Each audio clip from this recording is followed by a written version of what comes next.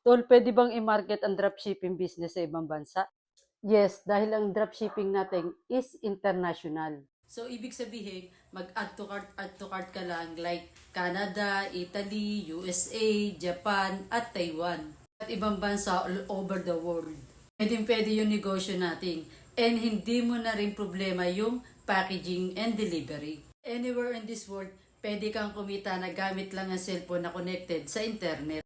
Tol, ano-ano ba yung mga product na pwede mong i-market? Tulad dito, meron tayong JC Organic Barley, meron tayong Glutapit, meron tayong Barley Coffee, of course, yung mga trending na mga Korean skincare product, and so many more. So, every time mag-add to cart sila dyan, ipopromote mo lang sa social media yan. And kikita ka na lang using JC Wallet. Pwede mo nang i-check yung income mo. Kaya kung gusto mo rin kumita or extra income, i-message mo lang ako sa aking Facebook account. Then na ma-assist kita at ma-send ko sa iyo ang details ng business orientation video.